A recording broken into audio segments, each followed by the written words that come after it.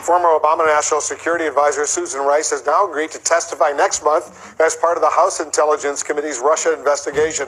The Trump administration claims Rice mishandled intelligence tied to possible Trump campaign ties to Russia. She has denied she did anything wrong. Joining us now, Democratic Congressman Eric Swalwell. He's from California. He's a member of the House Intelligence Committee. Congressman, thanks for joining us.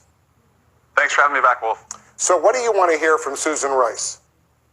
Well, Wolf, frankly, I don't think this is very relevant to our Russia investigation. There's been no evidence that she did anything wrong. The White House has the power of declassification. If there was something she had done wrong, they could show us that. They have not. I think this is a distraction, and we really want to find out what we can do to make sure this doesn't happen again. I don't see how she's relevant to that. But it's a joint investigation. Compromises have to be made, so we'll hear from her, but hopefully get on to more relevant witnesses. The accusation from Republicans, and you've heard it, Congressman, is that she somehow allowed names of U.S. citizens to be disclosed having conversations with Russian officials, and that would be inappropriate. There's no evidence that she did anything inappropriate. It was her role to review intelligence reports, and if she needed more information because a U.S. name was blacked out, then she could request it if it was for the duties that she was performing. If she did that so that she could better protect the national security of our country, then I think that's just fine. But again, Wolf, the White House could have declassified this months ago. They have not, so I think this is just their efforts to distract from the real situation here, which is a foreign adversary attacked us, and the American people want to go to the polls next election and make sure it doesn't happen again. Near the end of July, you'll also hear testimony from Roger Stone. He was certainly part of Donald Trump's circle, if you will, and he's been accused of being involved somehow with the hacked emails of Clinton campaign chair John Podesta. Stone has denied this. He says he wants to testify in open session, but the testimony, as you know, will be closed. Why is that? Wolf, I'd like to have as many witnesses as possible testify in open session. Now, whether they do or they do not is an agreement between the chairman and the ranking member. But sometimes classified information is conveyed to individuals, which means we have to be in a closed session. But I do know that this report as to what he says and what we believe his role was will be public, and that is very important.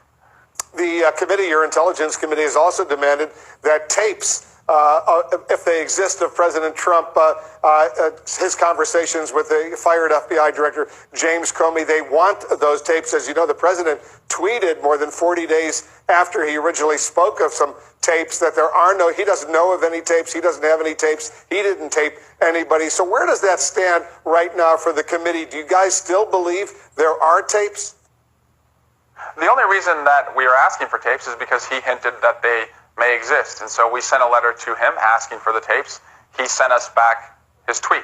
We don't think that is very responsive or professional, frankly, for such a serious investigation. And I wish we could just take the word of the president, but because of his record and obstruction in this investigation, from the claims about President Obama and wiretapping to other claims about James Comey, I think we need to corroborate whether or not there were recordings in the White House. Yeah, the White House, in their letter responding to your request, just basically sent over what the president had earlier tweeted. Let me ask you about this new story in the Wall Street Journal that claims that a former Republican operative, Peter Smith, was trying to find emails that may have been stolen from Hillary Clinton's email server. Smith suggested the effort was connected somehow to the fired National Security Advisor, Michael Flynn. Flynn hasn't responded to the Wall Street Journal story. Smith has passed away since that interview with the Wall Street Journal. Is this something your committee is looking into now?